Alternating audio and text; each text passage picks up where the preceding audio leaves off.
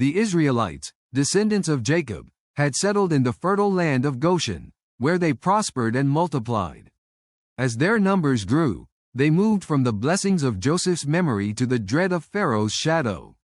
The once respected Hebrews transformed into a source of fear for the Egyptians. The new king knew not Joseph and viewed the Israelites' prosperity as a threat to national security. Lest they multiply, he murmured in dark counsel. The swift imbalance of power ignited cruelty and laid the foundation of the tragic tale of oppression. Exodus chapter 1 verses 7 to 10. In an effort to suppress this growing population, Pharaoh unleashed a brutal regime of forced labor. Taskmasters with whips cracked like thunder over the backs of men and women, who toiled under the hot sun, their hearts weary and despairing. Yet amid their suffering, the Lord saw their plight, he knew their pain. In the depths of their bondage, God's promise still whispered through their souls, a promise of deliverance that lingered like a burning ember within a struggling blaze. Exodus chapter 1 verses 11 to 14. In a desperate move, Pharaoh issued a decree to eliminate hope. Every Hebrew boy born must be thrown into the Nile. The chilling command laid bare the depths of fear and the ruthlessness of his heart. This was not simply a decree against life. It was an attempt to extinguish God's promise of redemption. As parents looked upon their newborn sons with love and terror, their hearts broke under an unbearable weight, praying fiercely to the God of Abraham, Isaac, and Jacob for intervention. Such was the poignant clash of divine promise against human sin. Exodus chapter 1 verses 15 to 22. In this dark hour, a Levite woman conceived a son. With faithful hands, she cradled him, naming him Moses, meaning, drawn out. The moment of his birth was not only a miraculous event but also the birth of a stubborn hope amid despair. She hid him for 3 months, shielding this precious gift from Pharaoh's deadly gaze. She captivated his spirit with stories of their heritage, of a God who saves, fueling a faith that would one day ignite a liberating fire in the hearts of many. Exodus chapter 2 verses 1 to 2. But the days of hiding dwindled, as each cry grew louder until it became a beacon of impending doom. In her love and desperation, she fashioned a waterproof basket, an act of faith. Placing him among the reeds of the Nile, she entrusted her son to God with tears streaming down her cheeks, believing in the impossibility of divine rescue. In this sacred act of surrender, she became an unwitting participant in God's grand design, demonstrating that tremendous faith can be born from the ruins of despair.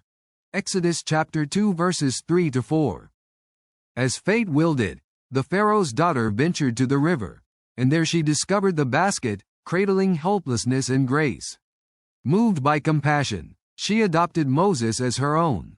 The very child destined for annihilation was embraced by the enemy, a powerful irony woven by God's hand. Moses' sister, quick and wise, approached and offered to find a Hebrew nurse, thus orchestrating a divine reunion. In the shadows of Pharaoh's palace, God provided a mother to teach his son both the ways of Egypt and the identity of his people. Exodus chapter 2 verses 5 to 10. Raised in luxury and privilege, Moses' existence in the opulent walls of Pharaoh's palace was a paradox. Yet, he was not blind to the suffering of his people. The cries of the oppressed echoed in his very soul. Each day his identity wrestled within him, as he grappled with the reality of being both a prince of Egypt and a neglected son of the Hebrew people. His heart beat with a longing for justice, a holy discontent that would not rest. Exodus chapter 2 verses 11 to 12. One day, fate intervened with brutal clarity as he witnessed an Egyptian beating a Hebrew slave. Rage seized his heart, and in a moment of defense and deep inner turmoil, he struck down the Egyptian. The consequences were swift and severe. The buried truth of Moses' Hebrew identity surfaced, creating a heavenly fracture in his life. Fleeing into the wilderness of Midian, he sought refuge, a guilty fugitive stripped of privilege and wealth, realizing the profound burden of his calling. Exodus chapter 2 verses 13 to 15. In Midian, Moses encountered the holiness of God in the desert, where he experienced the calling that would change the course of history. Through the burning bush that blazed yet was not consumed, God spoke his name, igniting a fire within Moses, a divine summons to lead his people from bondage. The weight of this call filled him with both fear and awe, for God revealed his name, I-am-Whoiam, establishing a bond unbroken by time or circumstance. In this moment, Moses's doubts and insecurities collided with the infinite power and vision of God. Exodus chapter 3 verses 1 to 10. Moses, trembling at God's calling, questioned his worthiness, articulating the fears deep within his heart. Who am I to go to Pharaoh? The weight of responsibility felt unbearable against his past failures. Yet, God assured him with the promise of his presence, declaring, I will be with you. The Lord's confidence shone like the sun, illuminating Moses's path with divine purpose. Exodus chapter 3 verses 11 to 12. The more Moses spoke, the more the flames of his reluctance flickered. What if they do not believe me? What if they ask for your name? In a divine demonstration of power, God equipped him with signs, turning rods into snakes, and hands into leprous flesh and back again. Each miracle reflected the omnipotence of God, preparing Moses to confront not just Pharaoh but also his own fears and doubts. The Lord was teaching him that his power shatters the very chains of disbelief. Exodus chapter 4 verse 1-8. Despite reassurance and miracles, doubt still plagued Moses. In his hesitance, he raised his voice, I am slow of speech and tongue.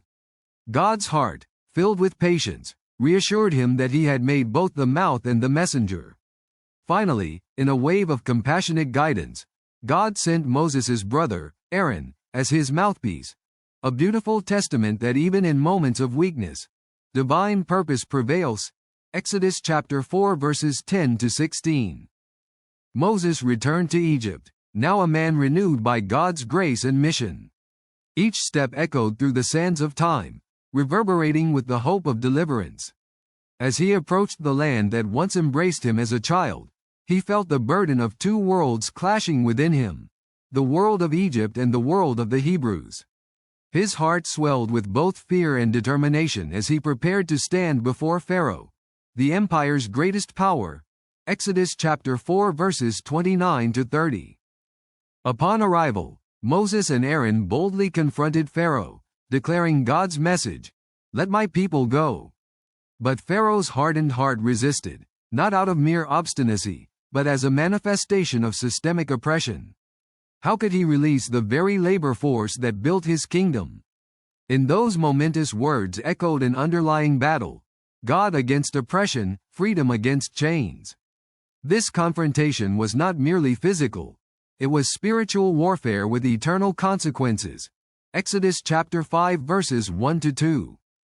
The aftermath of their confrontation saw an increase in the Egyptians' cruelty, tightening the grip of despair on the Israelites. But through it all, Moses remained steadfast, the chosen vessel of God's promise. Even as frustration and doubt arose once more among the Israelites, God reassured his servants that he would indeed deliver his people, setting the stage for a covenant renewal they could not yet envision. A promise that would echo through the ages and concretely bind humanity to the divine. Exodus chapter 6 verses 1 to 9.